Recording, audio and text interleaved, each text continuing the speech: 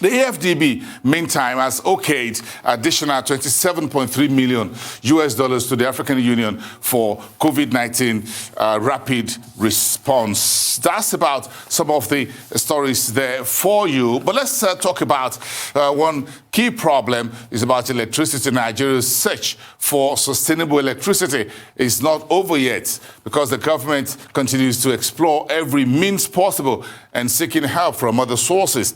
Now, the African Development Bank, or the AfDB, is supporting many countries in sub-Saharan Africa, including Nigeria, to achieve sustainable energy. Let's find out more from CHIGOZIRI, EGERUOH, an energy engineer with AfDB Nigeria. Good evening. It's good to see you. Welcome to the program. Good evening, Boston. It's good to be here. How are you today?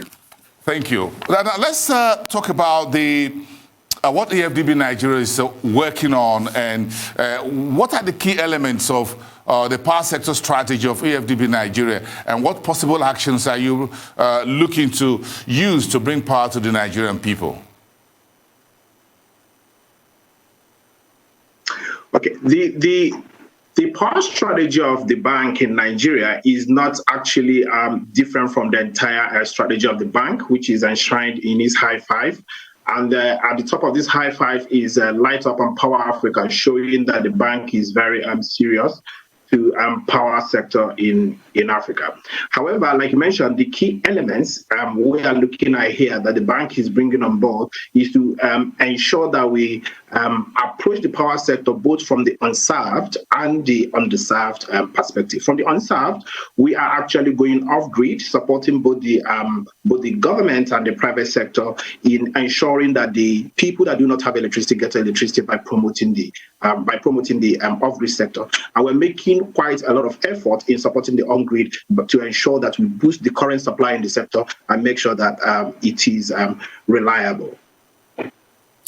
So, but are there specific unique aspects of this strategy that could make it a game changer for a country like Nigeria, considering the population, the demography, and all of that?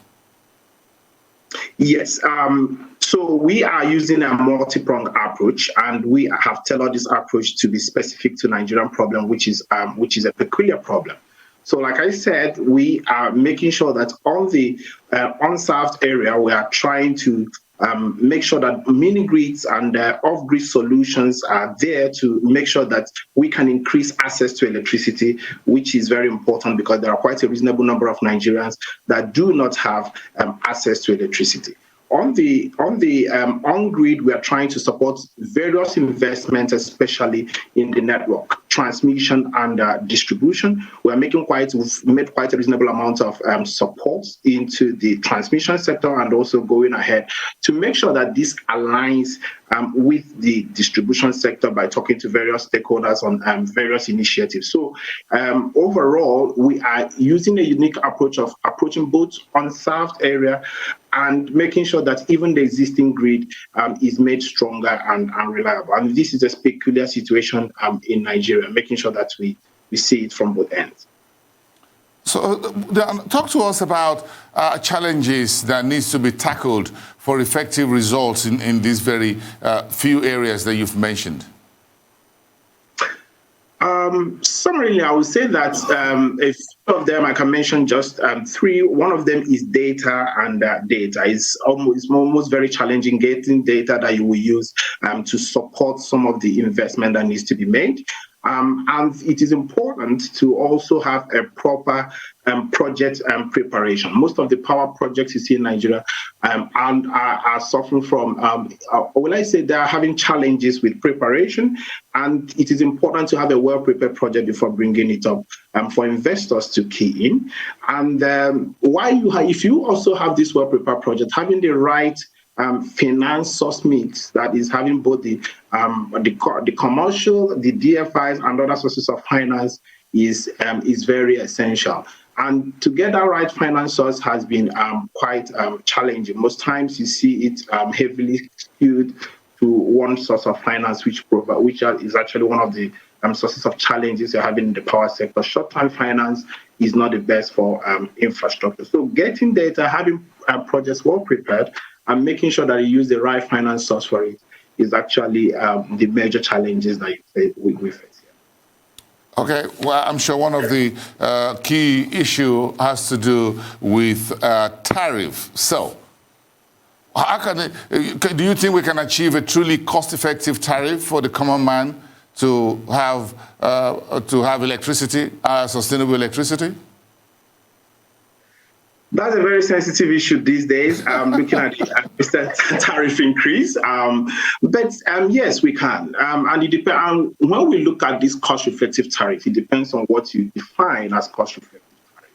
But looking at it holistically from both the customer and the consumer aspect, you can achieve a true cost-reflective tariff. A true cost-reflective tariff is a tariff that should be able to pay the frugal cost of electricity while keeping the sector liquid so that private sector can be attracted to play a role in the sector.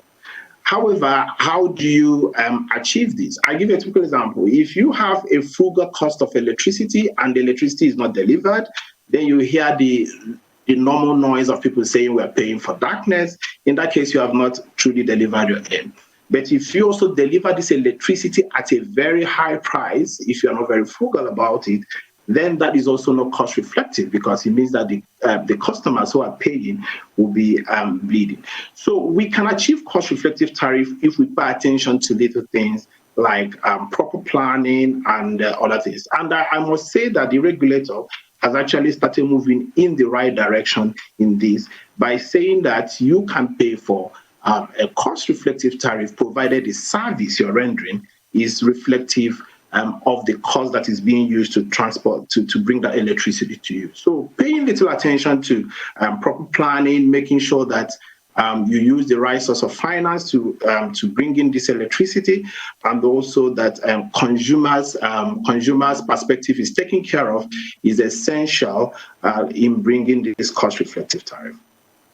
What you folks are bringing on board from AfDB, does it fit into the objectives of what the Nigerian authorities are pursuing in the power sector?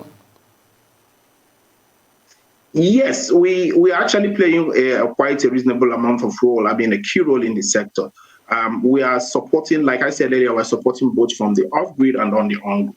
On the off-grid, I think it's all over the news. We have been supporting the sector. We're working with the Rural Electrification Agency on a $200 million Nigerian electrification project, which is providing access to electricity for people that do not have access through encouraging mini-grids.